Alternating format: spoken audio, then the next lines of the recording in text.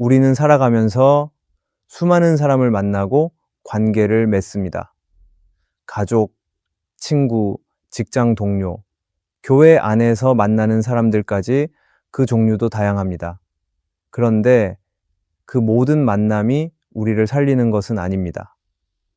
어떤 관계는 위로와 힘이 되지만 어떤 관계는 마음을 무너뜨리기도 합니다.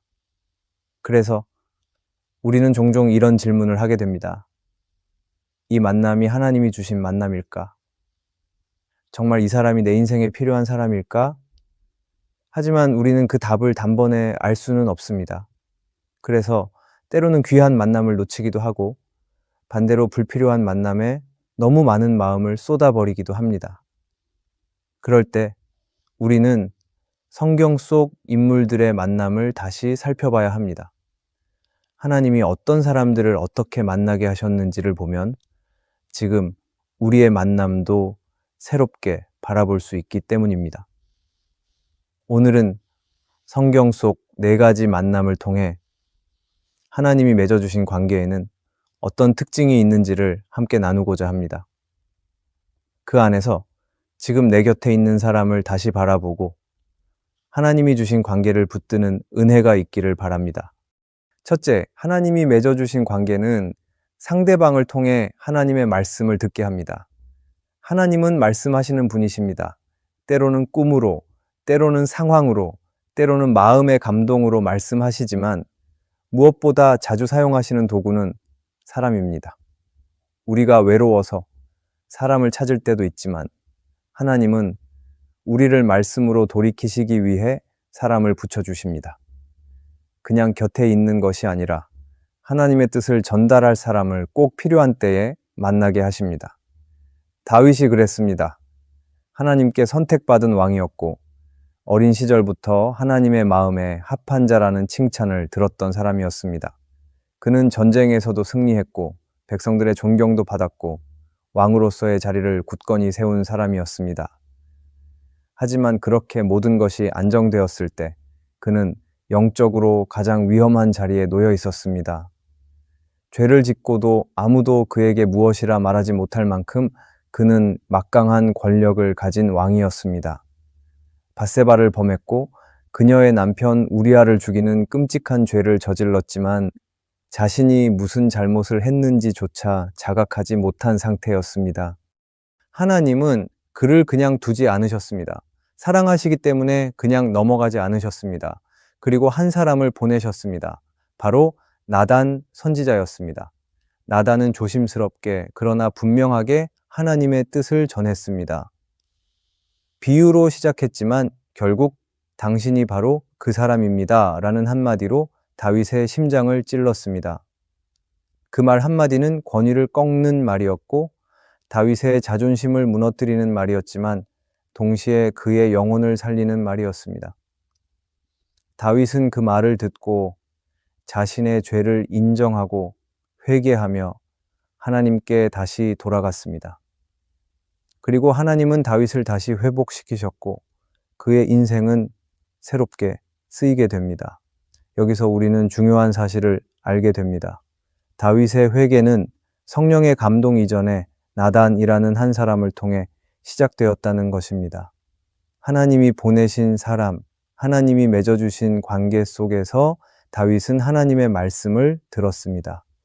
만약 나단이 없었다면, 그가 두려워서 침묵했다면 다윗은 아마 계속해서 죄 가운데 살아가다가 회개 없이 인생을 마쳤을지도 모릅니다. 그런데 오늘날 우리도 다르지 않습니다. 하나님은 여전히 사람을 통해 우리에게 말씀하십니다. 이것은 꼭 설교자가 아닐 때가 많습니다. 평범한 친구일 수도 있고 가족일 수도 있고 때로는 나보다 신앙이 약해 보이는 사람일 수도 있습니다. 그러나 그 사람이 하나님께 붙들린 사람이라면 그의 말 속에 하나님의 메시지가 담겨 있을 수 있습니다. 그래서 우리는 쉽게 판단해서는 안 됩니다. 내 기분을 상하게 했다고 내 뜻과 맞지 않는다고 해서 하나님의 말씀까지 거부하는 일이 없어야 합니다. 어쩌면 하나님은 지금도 누군가를 통해 나에게 당신이 그 사람입니다 라고 말씀하고 계실지 모릅니다. 그리고 그것은 정죄가 아니라 돌이키라는 하나님의 부르심일 때가 있습니다. 우리는 그 음성을 사람의 말로만 듣지 않고 하나님의 마음으로 받아야 합니다. 그리고 나도 누군가의 삶에 하나님의 뜻을 전하는 나단이 될 수 있기를 구해야 합니다. 비판하거나 판단하는 것이 아니라 기도하며 사랑으로 진리를 전할 수 있는 사람이 되어야 합니다. 하나님이 맺어주신 관계는 내 영혼을 살리는 관계입니다. 때로는 불편하고 마음이 찔릴 수 있어도 그 끝에는 하나님이 계십니다. 그래서 우리는 그런 만남을 붙들어야 합니다. 나에게 하나님의 말씀을 들려주는 사람, 나를 하나님 앞으로 이끄는 사람, 그런 사람은 내 인생에서 절대 놓쳐서는 안 되는 축복입니다. 하나님은 지금도 그렇게 말씀하시며 사람을 통해 우리를 다시 일으켜 세우십니다. 하나님이 보내신 사람의 음성에 귀 기울일 수 있는 마음이 있기를 바랍니다. 그리고 그 말씀 앞에 다윗처럼 엎드릴 수 있는 믿음이 우리 안에 다시 살아나기를 바랍니다. 우리가 하나님이 맺어주신 관계는 상대방을 통해 하나님의 말씀을 듣게 한다는 것을 기억하기를 바랍니다. 둘째, 하나님이 맺어주신 관계는 혼자서는 할 수 없는 일을 이루게 하십니다. 우리 삶에는 혼자서 할 수 없는 일이 참 많습니다. 그런데 우리는 종종 이런 마음을 품습니다. 나는 혼자서도 잘할 수 있어. 하나님만 있으면 돼. 물론 하나님 한 분이면 충분하다는 믿음은 귀한 고백입니다. 그러나 하나님은 우리에게 늘 사람을 붙여주십니다. 그 사람과 함께 할 때에 비로소 하나님이 맡기신 일을 온전히 이룰 수 있도록 하십니다. 모세도 그랬습니다. 하나님께 부름을 받은 순간 모세는 겁이 났습니다. 말이 느리고 사람들 앞에 서는 것이 두려웠습니다. 그래서 그는 여러 번 하나님께 자신 말고 다른 사람을 보내달라고 했습니다. 하나님은 모세의 연약함을 외면하지 않으셨습니다. 오히려 그를 위해 형 아론을 함께 보내주셨습니다. 아론은 말이 능숙했습니다. 모세가 하나님의 말씀을 들으면 아론이 백성들 앞에서 대신 전했습니다. 모세와 아론은 함께 바로 앞에 서서 하나님의 말씀을 선포했고 이스라엘 백성을 이끌었습니다. 혼자서는 도저히 감당할 수 없던 일을 두 사람이 함께하면서 감당할 수 있게 된 것입니다. 물론 아론도 완벽한 사람은 아니었습니다. 때로는 실수도 했고 하나님 앞에 잘못된 선택을 하기도 했습니다. 하지만 하나님은 그런 아론을 통해서도 일하셨고 모세 곁에 꼭 필요한 사람으로 세우셨습니다. 하나님이 맺어주신 관계는 나를 완벽하게 만들어주는 사람이 아니라 나의 부족함을 채워주는 사람입니다. 우리 삶도 마찬가지입니다. 어떤 사람은 말하는 것을 잘하고 어떤 사람은 섬세하게 계획을 세우는 것을 잘하고 또 어떤 사람은 용기를 내는 일을 잘합니다. 하나님은 내게 없는 부분을 가진 사람을 붙여주십니다. 처음에는 그 사람이 불편하게 느껴질 수도 있고 나와 너무 다르게 느껴질 수도 있습니다. 하지만 시간이 지나면 알게 됩니다. 이 사람이 있어서 내가 여기까지 올 수 있었구나. 하나님은 우리가 혼자서 감당하지 않도록 누군가를 곁에 보내주십니다. 그리고 그 사람과 함께 할 때 하나님이 원하시는 더 큰 일을 이루게 하십니다. 혼자보다 함께 할 때 하나님의 뜻이 더 분명하게 드러납니다. 그래서 하나님이 맺어주신 관계는 함께 있을 때 더욱 하나님을 의지하게 하고 더 깊이 순종하게 만드는 관계입니다. 혹시 지금 내 곁에 그런 사람이 있나요? 내가 처음엔 잘 맞지 않다고 느꼈지만 어느 순간부터 함께 할 때 마음이 놓이고 하나님의 일이 더 잘 풀리는 사람이 있다면 그 사람은 하나님이 보내신 사람일 수 있습니다. 모세에게 아론이 꼭 필요했듯이 우리에게도 그런 사람이 필요합니다. 하나님은 지금도 사람을 통해 일하십니다. 나 혼자서는 할 수 없지만 누군가와 함께 할 때 할 수 있는 일이 있습니다. 하나님이 붙여주신 그 사람을 귀하게 여기기 바랍니다. 그 사람을 통해 하나님이 일하고 계시다는 것을 믿고 함께 하나님의 일을 이루어 가기를 바랍니다. 우리가 하나님이 맺어주신 관계는 혼자서는 할 수 없는 일을 이루게 하신다는 것을 기억하기를 바랍니다. 셋째, 하나님이 맺어주신 관계는 서로의 연약함을 믿음으로 덮어줍니다. 우리는 누구나 연약함을 가지고 있습니다. 아무리 강해 보여도 가까이 가보면 다 부족한 모습이 있습니다. 그래서 진짜 관계는 서로의 연약함을 봤을 때 드러납니다. 그 순간에 그 관계가 끊어지는지 아니면 더 깊어지는지에 따라 하나님이 맺어주신 관계인지 아닌지를 알 수 있습니다. 하나님이 주신 관계는 상대의 부족함을 판단하거나 정죄하기보다 믿음으로 덮어주고 끝까지 함께하려는 마음을 갖게 만듭니다. 마리아와 엘리사벳의 관계를 생각해 봅니다. 마리아는 성령으로 예수님을 잉태했지만 세상 사람들은 그녀를 이해하지 못했습니다. 약혼한 처녀의 몸으로 아이를 가진 마리아에게는 따가운 시선과 오해가 따라다녔고 누구에게 쉽게 말할 수도 없는 상황이었습니다. 사람들 눈에 그녀는 변명할 수 없는 여인이었고 가정을 어지럽힌 사람처럼 여겨졌을 것입니다. 그녀는 혼란스럽고 두려운 마음으로 자신을 이해해 줄 사람을 찾아 유다 산지로 향했습니다. 그곳에는 엘리사벳이 있었습니다. 엘리사벳도 평범한 여인이 아니었습니다. 그녀 역시 노년의 나이에 기적처럼 요한을 잉태한 사람이었습니다. 하나님의 은혜로 아이를 가지게 되었지만 사람들 눈에는 이상한 일처럼 보였을 수도 있습니다. 그런데 마리아가 엘리사벳을 찾아갔을 때 그녀는 마리아를 이상하게 보지 않았습니다.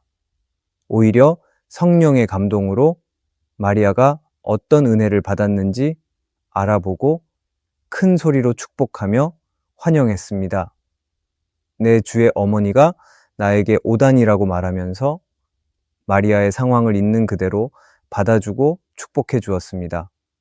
이 장면에서 중요한 것은 엘리사벳이 마리아의 사정을 다 듣고 판단한 것이 아니라 믿음으로 마리아를 바라보고 덮었다는 점입니다.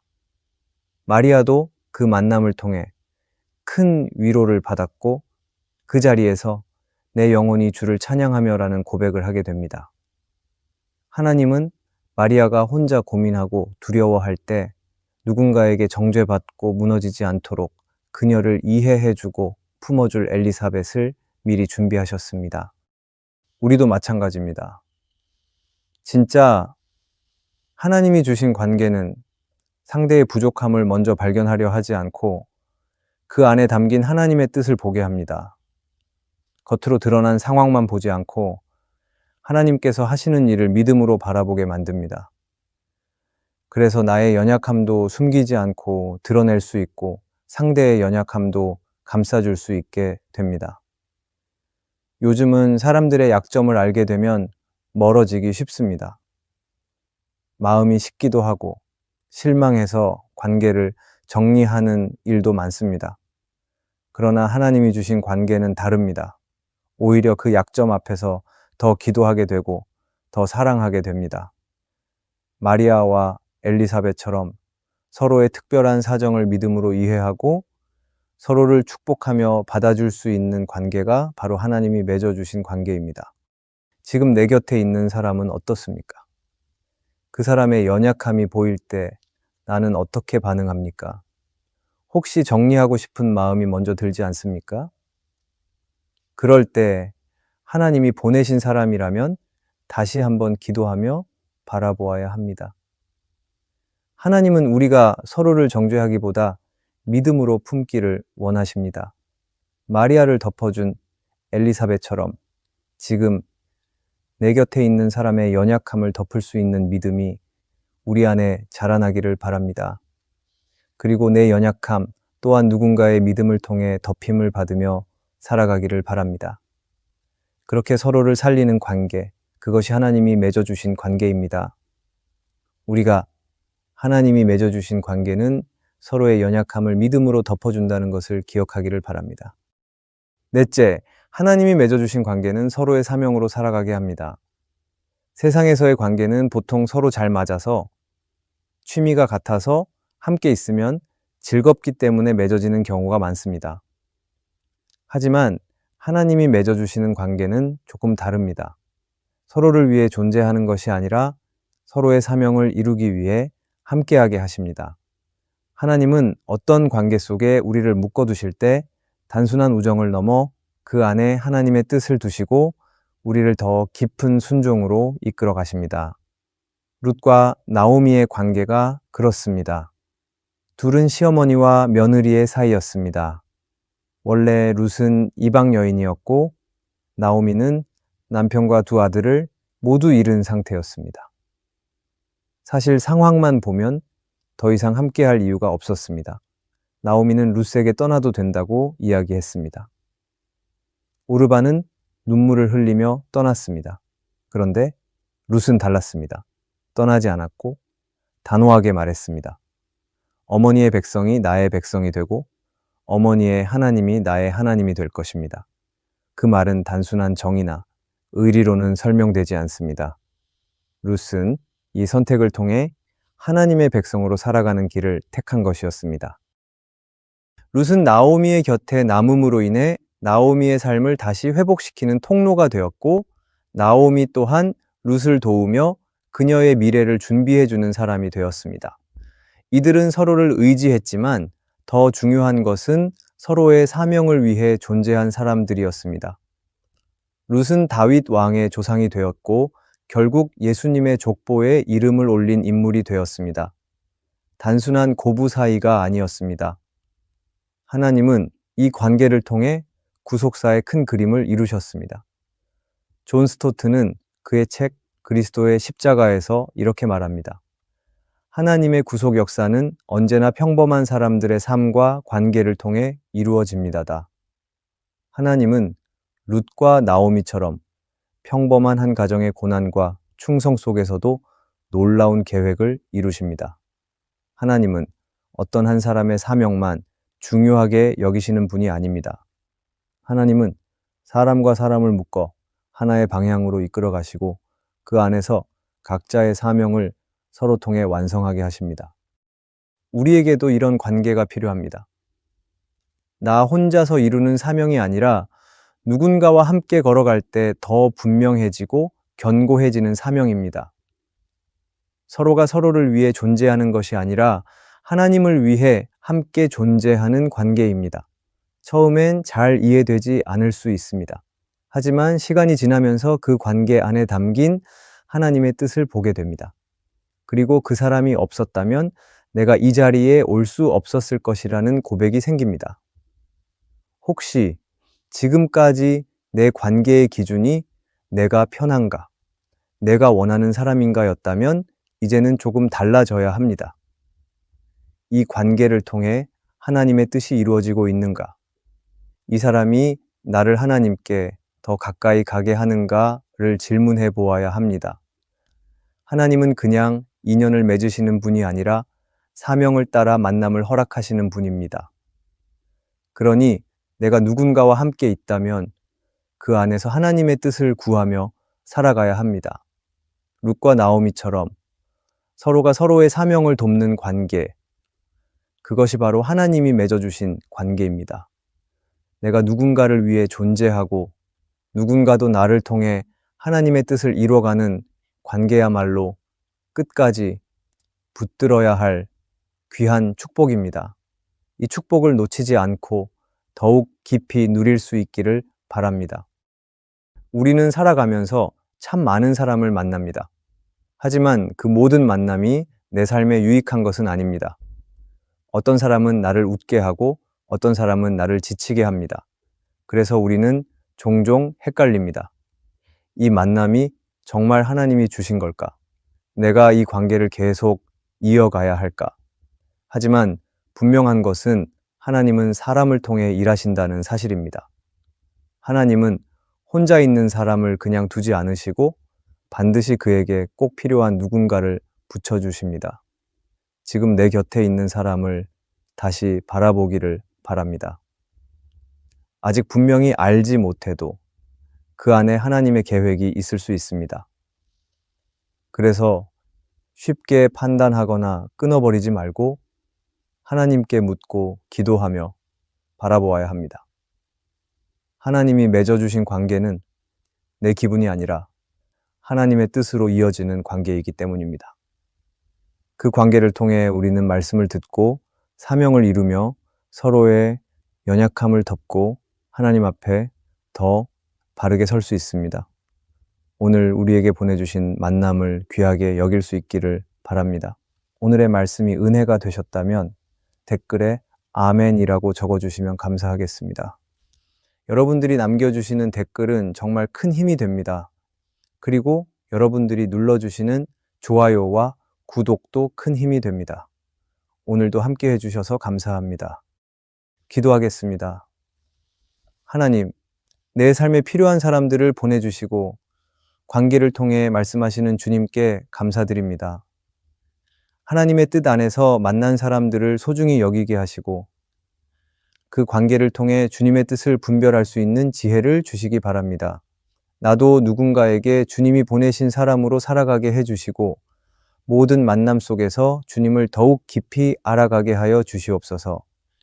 예수님의 이름으로 기도합니다. 아멘.